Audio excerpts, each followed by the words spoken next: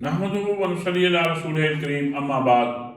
फ़ौज़ु बिल्लाहि मिनश शैतानिर रजीम बिस्मिल्लाहिर रहमानिर रहीम। मौजूद नाज़रीन अस्सलाम वालेकुम व रहमतुल्लाहि व बरकातुहू। मैं हूँ मियां मोहम्मद अकरम आपकी खिदमत में हाजिर। नाज़रीन, पिछले दिनों हमारे केयर टेकर प्राइम मिनिस्टर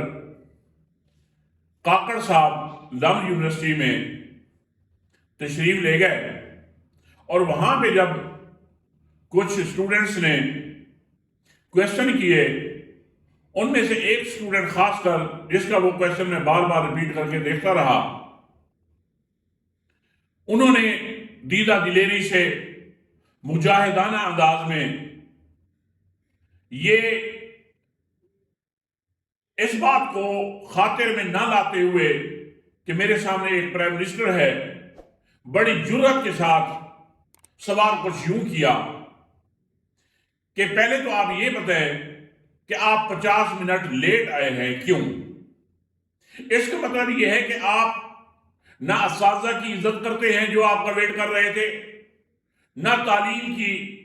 आपकी नजर में कोई इज्जत है, और मेरे लिए काबिल शर्म बात है कि मेरे मुल्क का इस तरह का वजीर आजम है। ये जब सवाल उठा, उसने रेज किया,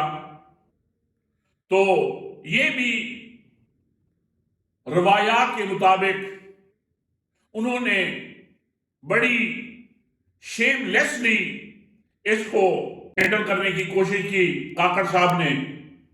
लेकिन यकीन जानिए, इस स्टूडेंट को देखकर मैं बहुत खुश हुआ और अल्लाह का शुक्र अदा किया कि अब अल्हम्दुलिल्लाह हमारी कौम जाग गई है। अब इस जालिमाना सिस्टम और जालिम हुक्मरानों को सामना सिर्फ एक इमरान खान का नहीं है, बल्कि इमरान खान ने ऐसी ब्रेन वॉशिंग कर दी है, और बल्कि इस हवाले से तो कुछ हुकूमत की तरफ से या हुकूमत के लोगों की तरफ से कुछ इस तरह की भी बातें आ रही हैं कि इमरान खान ने इस कौम को बदतमीज बना दिया है, और ये आइंदा 50 सालों के लिए जो ये नस्ल है, ये जनरेशन है, हमारा पीछा करेगी। ये बात बिल्कुल उन्होंने ठीक की है, बल्कि मैं ये कहूंगा कि अब इनके कब्र के जाने तक वो इनका पीछा करेगी। अब सिर्फ एक इमरान खान से इनको वास्ता नहीं पड़ा, अब एक इमरान खान नहीं है इस मुल्क में, अब 22 करोड़ अवाम जो है वो इमरान खान का रूप धार चुके हैं। ये लव यूनिवर्सिटी मेरे ख्याल में ये बारिश का एक कतरा शुमार हुआ है, ये बारिश का एक पहला कतरा है। आने वाले दिनों में देखने ये है कि क्या ये इस काबिल है कि इस तरह के इदारों में इस टाइप के लोग जाकर इन स्टूडेंट्स को फेस कर सके। कतई नहीं होगा। इन स्टूडेंट्स ने मेरे ख्याल में इस सिस्टम को और इस सिस्टम की चलाने वालों को बिस्तर मर्द पे लाके खड़ा कर दिया है, बिस्तर मर्द पे पहुंचा दिया है, और अब वो वक्त आ गया है कि कौम इनसे हिसाब मांगेगी कि आखिर हमें किस पादाश की सजा मिल रही है, कि हमें जो पूरी दुनिया में जो फंडामेंटल राइट्स होते हैं, बुनियादी इंसानी हकूक होते हैं, वो हम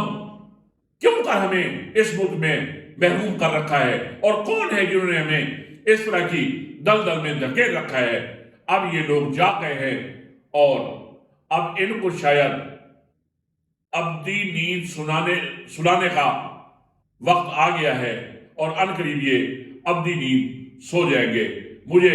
एक दफा फिर से लव यूनिवर्सिटी और बिलखसूस उन स्टूडेंट्स को, उनकी जुर्रत को मैं सलाम पेश करता हूं, जिन्होंने बड़ी जुर्रत और दिलेरी से उनके साथ क्वेश्चन किए, और काकड़ साहब बड़ी बेशर्मी के साथ उनको टाल मटोल करके उनको जवाब देते रहे। एक और खबर सामने आई है कि हमारे निगरान वजीर आला, जो हम कहते हैं कि गैर कानूनी वजीर आला हैं, उन्होंने एक कब्रिस्तान का विजिट किया, यानी शायद शोहदा के कब्रों पे फूल चढ़ाने के लिए गए हैं, और वहां पे उनका रेड कारपेटेड इस्तकबाल हुआ है कि ताकि ان لوگوں کو قبرستان کی مٹی تاکہ ان کے پاؤں کو یا ان کو جوتوں کو نہ لگنے پائے۔ بڑے افسوس کی بات ہے، یہ اس دور کے میرے خیال میں جس طرح کا ان کا کردار ہے کہ اگر ماضی کا فرعون آ جائے تو یقین جانیے وہ بھی شرما جائے گا کہ یہ کس طرح کے فرعون ہیں کہ ایسی جگہ جہاں عبرت کا مقام ہے، قبرستان میں ہمارے جیسے چلتے پھرتے انسان، ہم سے سپیریئر لوگ وہ قبروں میں جا بسے ہیں، ان قریب ہم نے بھی قبروں میں چلے جانا ہے۔ اس عبرت کی جگہ پہ اس طرح کے کرتوت اور اس طرح ان کی حرکتیں، یہ ان کے لیے میرے خیال میں سوائے اتنا کہہ سکتے ہیں کہ انا للہ و انا راجعون، کہ انہوں نے کوئی ایسے کرتوت کیے ہیں کہ اللہ نے ان کی جو سمجھنے کی سلب تھی وہ بھی اللہ نے چھین لی ہے، کیونکہ یہ بھی اللہ کے عذابوں میں سے ایک عذاب ہوتا ہے۔ ایک اور گزارش کرتا چلوں مولانا طارق علی صاحب کے حوالے سے، کہ میں نے پہلا جو ویلاگ بنایا اس میں نے یہ گزارش کی تھی کہ مولانا صاحب نے جو اس طرح کی بات کی ہے تو اس طرح کے حوالے سے کہ مولانا طارق علی صاحب نے یہ فرمایا تھا کہ عاصم جمیل رحمۃ اللہ علیہ اس کے اندر جو یہ صفت تھی غریب پروری کی، وہ شاید بڑے بڑے علماء میں بھی میں نے 52 سال کی عمر میں نہیں دیکھا۔ اس پوائنٹ کو تو خیر اللہ کے فضل سے اللہ نے ان کی حفاظت کی، چھوڑ دیا۔ پھر مولانا صاحب نے ایک کسی کے خواب کے حوالے سے بات کی تو اس کے خلاف ایک اب طوفان بدتمیزی سوشل میڈیا پہ شروع ہو گیا ہے۔ میں ان سب سے گزارش کروں گا کہ خدا کے لیے سمجھنے کی کوشش کریں، کیوں آپ ایک ایسے شخص کے ساتھ جس کے ساتھ بہت بڑا سانحہ ہوا اور یہ محسن انسانیت ہے، انہوں نے جہاں بھی گئے مولانا طارق علی صاحب محبت بھائی چارے کا درس دیا ہے، کسی مسئلہ کے یا مسئلہ پرستی کے حوالے سے انہوں نے اپنے آپ کو بچا کے رکھا ہے، سب کو جوڑنے کی کوشش کی ہے۔ آج ان کے ساتھ ایک سانحہ ہوا ہے، آج اس کے اوپر کچھ لوگ اس طرح کی لب کشائی کر رہے ہیں جو ان کے لیے مناسب نہیں۔ یہ خوف آیا ہے، یہ سب میرے اللہ کی طرف سے ہے۔ کوئی شخص یاد رکھے، وہ صاحب شعور ہو، باسمجھ ہو، وہ خواب میں غلط بیانی نہیں کرتا، کیونکہ خواب جو ہے یہ اللہ کی طرف سے ہوتے ہیں، اور اللہ کہ اس خواب میں اگر کوئی رد و بدل کرتا ہے یا اس میں کوئی اضافہ کرتا ہے یا اس میں کمی بیشی کرتا ہے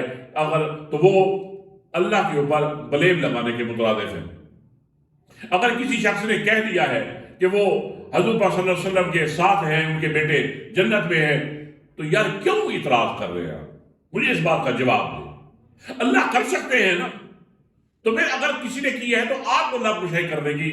میرے خیال میں اخلاقی جرات بھی نہیں ہے، اور شرعی تقاضا بھی یہ ہے کہ اپنی زبان کو بند رکھیں اور ہر جانے والے کے بارے میں اچھا گمان کریں اور دعا بھی کریں کہ اللہ، جب ہم دوسروں کے لیے دعا کریں گے جو اس دنیا سے چلے گئے، کہ اللہ ان کی خطاؤں کو ان کی خطاؤں سے درگزر فرمائے اور اللہ تعالیٰ ان کو جنت و فردوس میں اعلیٰ مقام دے۔ تو میرے خیال میں جب ہم اس کام پہ لگ جائیں گے تو آج جب ہم قبروں میں چلے جائیں گے تو اللہ ہمارے پیچھے بھی ایسے لوگ پیدا کر دے گا جو ہمارے لیے دعا کریں گے۔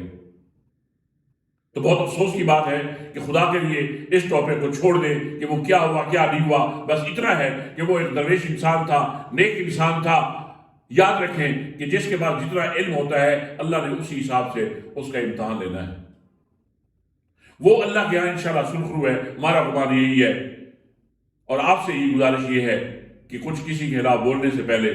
کچھ اپنے بارے میں فکر کر لیا کریں گے کہ آنے والے دنوں میں یا آنے والے حالات میں ہم نے بھی مرنا ہے، اس دنیا کو چھوڑ کے چلے جانا ہے۔ ہم اپنی فکر کریں کہ ہم اس کے لیے ہم نے کیا کیا ہے۔ یہ فضولیات میں لغویات میں ٹائم گزارنے سے بہتر یہ ہے کہ اپنا محاسبہ کریں۔ یقین جانی جب سے میں نے ان کے اندر ایک یہ صفت دیکھی کہ وہ غریب پرور تھے اور اللہ سے دعا کر رہے ہیں کہ یا اللہ اس طرح کی جو صفات ہے وہ ہمارے اندر بھی پیدا ہو جائے۔ چاہیے تو یہ تھا کہ یہ معاملہ ہوا ہے، ایک بزرگ نے اگر خواب میں دیکھ لیا ہے تو ہمیں تو یہ چاہیے تھا کہ کس عمل کی بنیاد پہ اللہ تعالیٰ نے ان کے اوپر رحم کیا اور ان کو جنت الفردوس میں جگہ دی اور ان کو معاف کر دیا۔ جب اللہ نے معاف کر دیا تو ہم کون ہوتے ہیں اس بات پہ objection کرتے ہوئے؟ تو میرے خیال میں آپ لوگوں کو یہ بات سمجھ آ گئی ہوگی کہ ہم اپنی عاقبت کی فکر کریں۔ اللہ تعالیٰ ہم سب کو اپنی رضا والی زندگی نصیب فرمائے۔ اپنے پیارے نبی حضرت محمد مصطفیٰ صلی اللہ علیہ وسلم کے طریقوں والی زندگی اللہ ہمیں نصیب فرمائے، اور اللہ ہمیں فضولیات سے، لغویات سے اللہ ہماری حفاظت فرمائے، کیونکہ زبان کی لغزش بعض دفعہ پکڑ کا باعث بن جاتی ہے، اور بعض دفعہ تو حالات ایسے ہوتے ہیں کہ اس کے کچھ حالات دنیا میں بھی ظاہر ہونے لگتے ہیں اور آخرت میں تو ہونے ہی ہیں۔ تو میں اسی کے ساتھ ہی آپ لوگوں سے اجازت چاہتا ہوں۔ السلام علیکم ورحمۃ اللہ وبرکاتہ۔